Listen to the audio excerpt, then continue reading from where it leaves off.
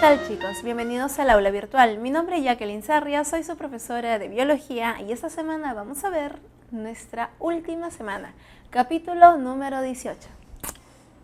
En la conservación de los recursos naturales, nosotros vamos a encontrar que los recursos son los materiales de la naturaleza que los seres humanos pueden aprovechar para satisfacer sus necesidades, tanto de alimento, vestido, vivienda, educación, cultura, recreación, etc.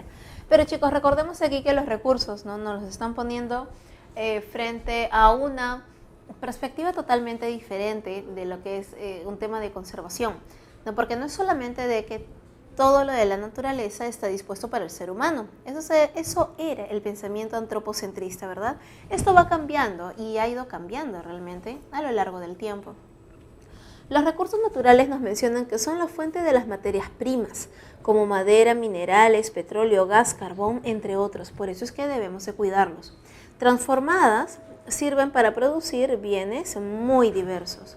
Los recursos naturales son de muchos tipos y se pueden clasificar de diferentes maneras, pero estas son las principales. Recursos naturales, que pueden ser agotables o inagotables. Los inagotables son principalmente las energías.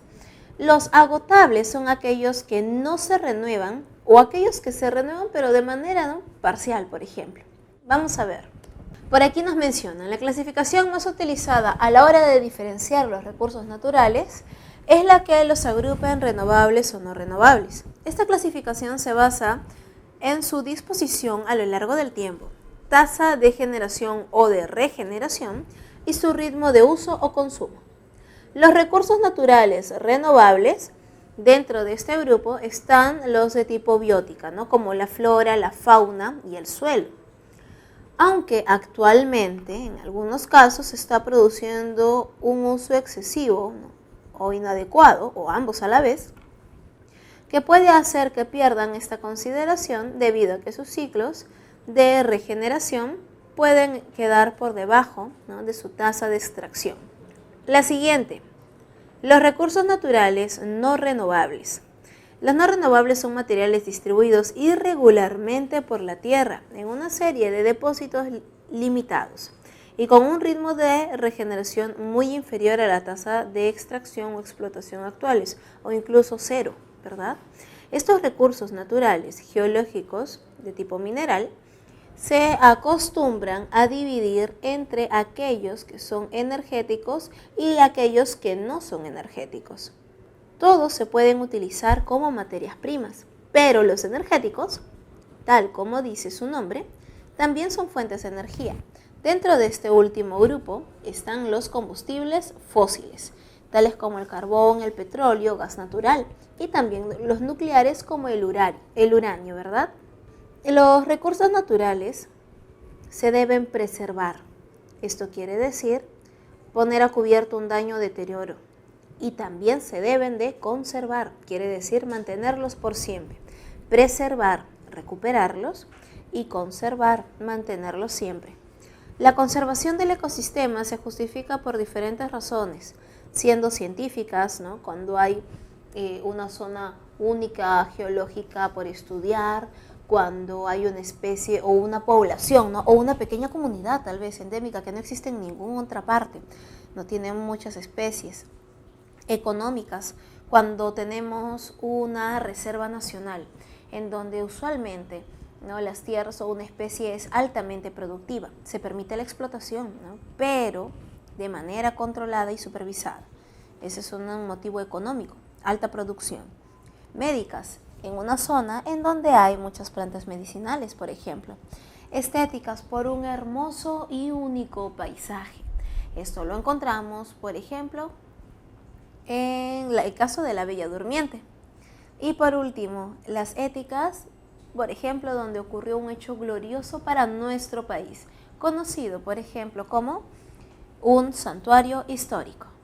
La preservación y la conservación de los recursos naturales deben contemplar, además, la conservación de suelos, de especies, de los ecosistemas, el control de la superpoblación y también de las enfermedades. Recuerden que cuando una población está demasiado densa, Cuando hay demasiados habitantes, suelen empezar a surgir las enfermedades o plagas. Esa característica de enfermedades o plagas, eso es un orden natural. Siempre, cuando hay mayor cantidad de humanos, por ejemplo, los humanos somos prácticamente animales en donde los patógenos se almacenan, mutan, atacan, ¿no? Sean bacterias, sean virus, ¿no? Ellos los empiezan a atacar, pero a mayor cantidad de población quiere decir que hay mayor cantidad de individuos. Por tal motivo, el ordenamiento natural, la naturaleza, siempre va a generar plagas. Esto ocurre en todas las poblaciones de seres vivos, no solamente en el humano. Nos mencionan ahora, el Ministerio del Ambiente, ¿no? El llamado MINAM, fue creado el 13 de mayo del año 2008, miren recién, mediante decreto legislativo, ¿no? Número 1013. Su función es la de ser un rector ambiental con la función de diseñar, establecer, ejecutar y supervisar la política nacional y sectorial ambiental. Los principales objetivos son fortalecer la gestión ambiental descentralizada, asegurando la calidad ambiental y la conservación y aprovechamiento sostenible de la diversidad biológica y del patrimonio natural de nuestro país. Promover la cultura ambiental, participación ciudadana y equidad social en procesos de toma de decisiones para el desarrollo sostenible. De esta manera se logra garantizar la gobernanza ambiental de nuestro país. Fortalecer la gestión eficaz y eficiente del MINAM en el marco del Sistema Nacional de Gestión Ambiental. El Sistema Nacional de Gestión Ambiental se divide en el Sistema Nacional de Evaluación de Impacto Ambiental, el Sistema Nacional de Información Ambiental y el Sistema Nacional de Áreas Naturales Protegidas por el Estado. El famoso CERNAP, Servicio Nacional de Áreas Naturales Protegidas por el Estado, es un organismo público técnico especializado adscrito al Ministerio del Ambiente, a través del Decreto Legislativo 1013, el del 14 de mayo del año 2008, encargado de dirigir y establecer los criterios técnicos y administrativos para la conservación de las áreas naturales protegidas, las famosas ANP, y también de cautelar el mantenimiento de la diversidad biológica. El CERNAP es el ente rector del Sistema Nacional de Áreas Naturales Protegidas por el Estado, conocido como SINAMPE. ¿Sí? Recuerda, uno es Servicio Nacional y otro Sistema Nacional. Y en su calidad de autoridad técnico-normativo, realiza su trabajo en coordinación con gobiernos regionales, locales y propietarios de predios reconocidos como áreas de conservación privada, los cuales con el tiempo logran ser áreas naturales protegidas de una mayor categoría para que puedan estos ser intangibles. Luego nos mencionan las áreas naturales protegidas, las ANPs, son espacios continentales, ¿no? y o marinos del territorio nacional reconocidos, establecidos y protegidos legalmente por el Estado. Como tales, ¿no? debido a su importancia para la conservación de la diversidad biológica y demás valores asociados de interés cultural, paisajístico y obviamente también científico, así como por su contribución al desarrollo sostenible de nuestro país. En el Perú, señores, se han establecido hasta el momento 76 ANPs de Administración Nacional, 20 ANPs de Conservación Regional, 129 áreas naturales protegidas de conservación privada. Aquí podemos observar las áreas naturales protegidas, las ANPs. En nuestro país tenemos actualmente 15 parques nacionales, 15 reservas nacionales, 9 santuarios nacionales, solo 4 santuarios históricos, 3 refugios de vida silvestre, 2 reservas paisajísticas, 10 reservas comunales, 6 bosques de protección, 2 cotos de caza, 10 zonas reservadas, 21 áreas de conservación regional y 134 áreas de conservación privada. Esto se puede ir modificando cada año, ya que hay zonas que pasan de una categoría a otra, ¿no? Obviamente el objetivo es proteger cada vez más el ambiente. De aquí podemos visualizar, ¿no? el área total, ¿no? la superficie total de área natural protegida, ¿sí? terrestre, marina, ¿no? y el porcentaje de nuestro territorio nacional que se encuentra protegido. Esperemos que pronto ese número vaya subiendo. Aquí podemos visualizar, ¿no? el logo del popular CERNAP, adscrito al Ministerio del Ambiente. Nos indican aquí una de las principales categorías, lo que más suele venir, parques nacionales. Pero ¿cuál es la diferencia entre un parque nacional, una reserva nacional, un santuario nacional y un santuario histórico? Vamos a verlo. Muy bien, podemos visualizar en la pantalla, estas 4 son las principales categorías que más han venido en los exámenes, en todos los exámenes, tanto de admisión como de la pre.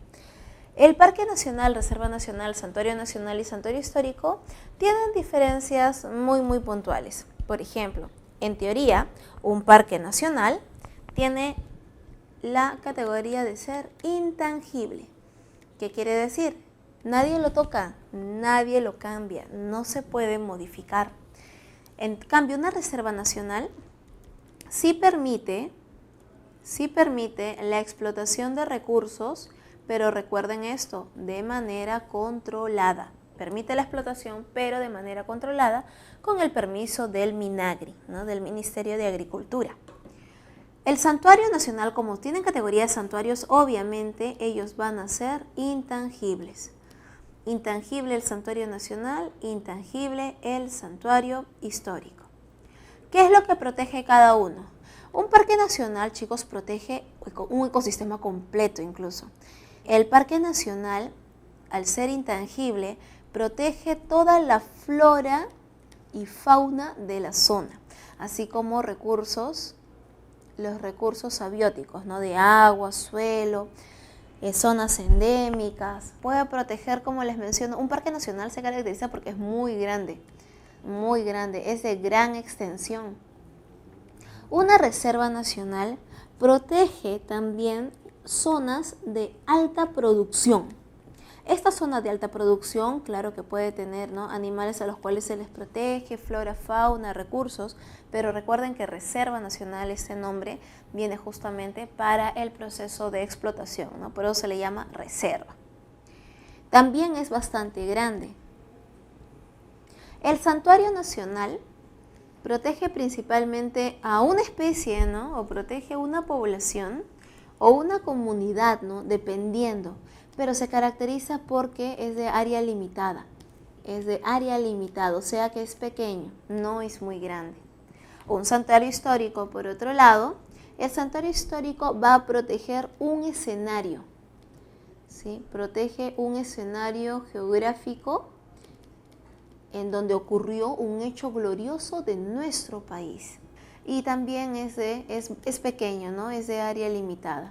Pero recuerden que el santuario histórico, su motivo de protección es porque ocurrió en el pasado un hecho glorioso, ocurrió un acontecimiento glorioso para el Perú. El Santuario Nacional se protege obviamente debido a especies endémicas que en nuestro país pues tenemos por montones. Especies endémicas, una reserva nacional, el motivo, ¿no? Es obviamente la gran producción, y el Parque Nacional es por la cantidad de biodiversidad. En el caso de la reserva, obviamente, es por motivos principalmente económicos. Esas son las características, ¿no? Diferencias y similitudes que vamos a encontrar en las principales áreas naturales protegidas de nuestro país. El primer parque nacional que veremos es uno de los que más ha venido en examen de admisión, y también debido a que es el primer parque nacional en nuestro país, el más antiguo, desde 1961, el Parque Nacional Cutervo, ubicado en la zona de Cajamarca. El objetivo principal de este parque nacional es la protección de la flora y la fauna de la zona, así como la conservación de la belleza escénica de la cordillera de los Tarros. La fauna que posee el Parque Nacional Cutervo principalmente son los guacharos, el bagre de las cavernas, el jaguar, el tigrillo, el oso de anteojos, la nutria, el gato silvestre, el tapir de altura, el pilco de cabeza dorada, el gallito de las rocas. Lo encontramos en el Parque Nacional Cutervo. Recuerden que Cajamarca no es solamente zona altoandina, sino también tiene parte de selva.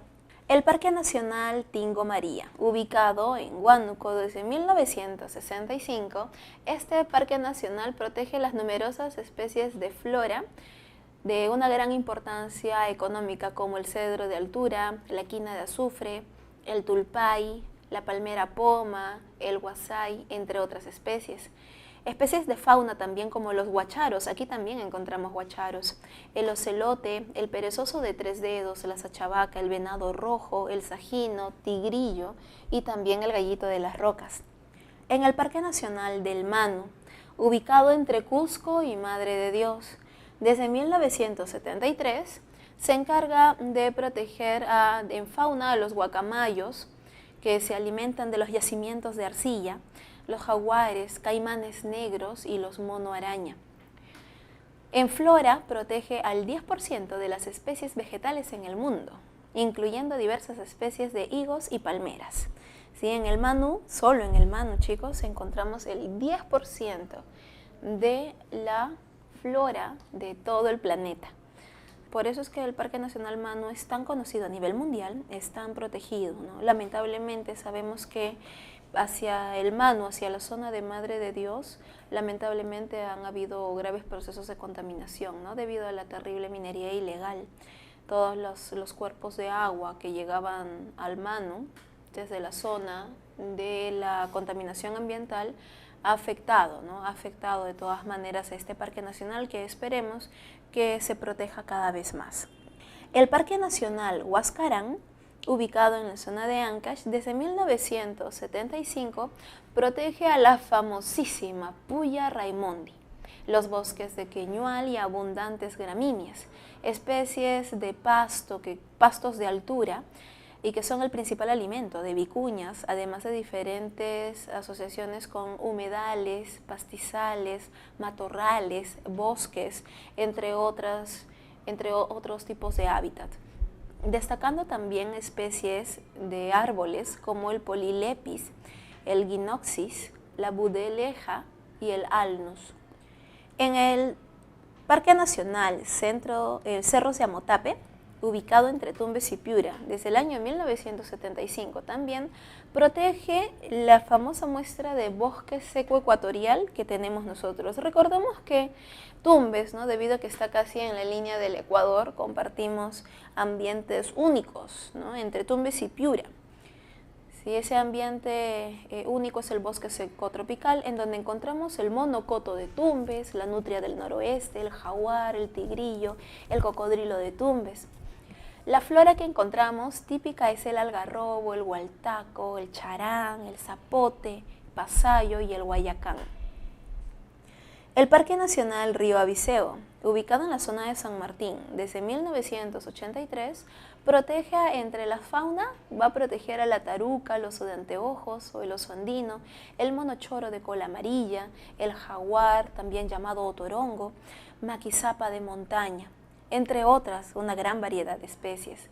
Flora protege aproximadamente 5.000 especies de flora, destacando en la mayor parte orquídeas, debido a que las orquídeas son las que representan una mayor población entre estas 5.000 especies.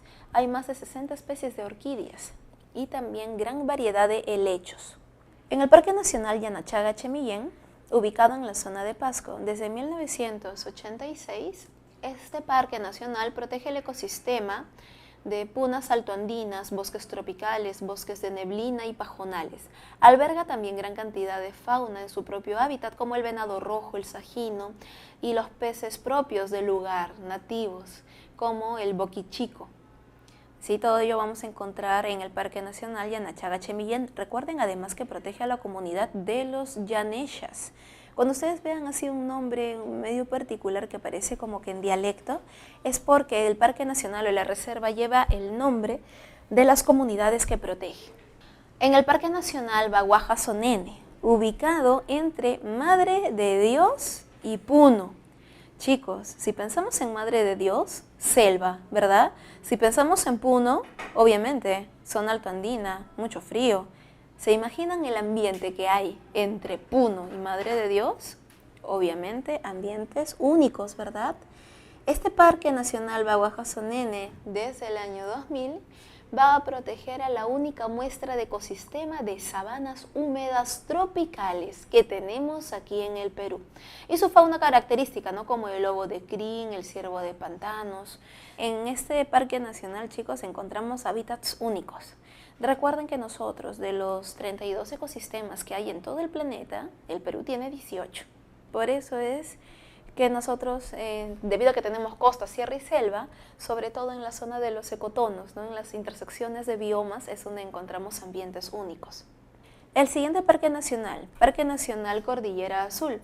Este parque nacional también ha venido bastante en examen debido a que se encuentra entre San Martín, Loreto, Ucayali y Huánuco.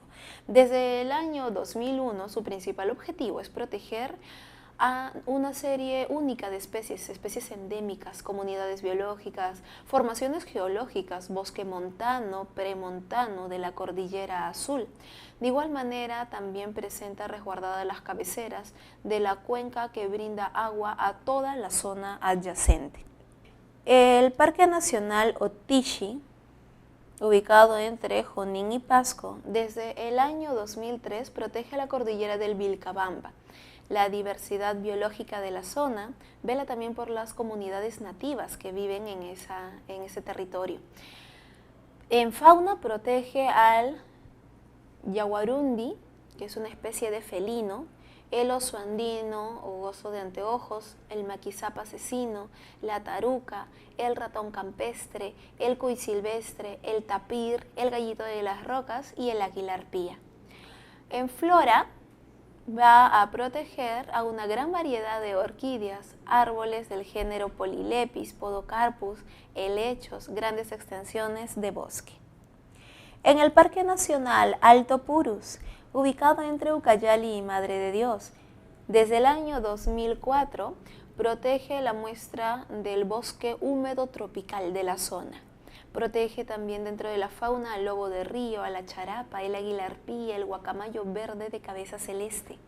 En flora protege a la importantísima y en peligro de extinción caoba, el cedro y numerosas especies de importancia para la industria, medicina y la alimentación. Aquí encontramos también gran cantidad de plantas medicinales. Siguiente Parque Nacional, Ixchilca-Muja, Cordillera del Cóndor. Este parque nacional, ubicado en Amazonas desde el año 2007, se encarga de conservar la única muestra de la ecorregión de bosque montano de la Cordillera Real Oriental, permitiendo así conservar tanto todos los valores geológicos que tiene la zona como la diversidad biológica de la misma, entre los que destacan especies endémicas de distribución restringida que solamente habitan en ese hábitat, especies amenazadas y grupos taxonómicos relevantes para la ciencia. En el Parque Nacional, no se olviden, Ixchilca-Muja, conocido como la Cordillera del Cóndor. El siguiente Parque Nacional, Huepi-Sequime, ubicado en la zona de Loreto, relativamente nuevo, ¿no? Desde el año 2012. Este Parque Nacional va a proteger los árboles, el palo de rosa, el naranjo podrido, el aceite caspi, el cedro, palma de goma, la lupuna, entre otros.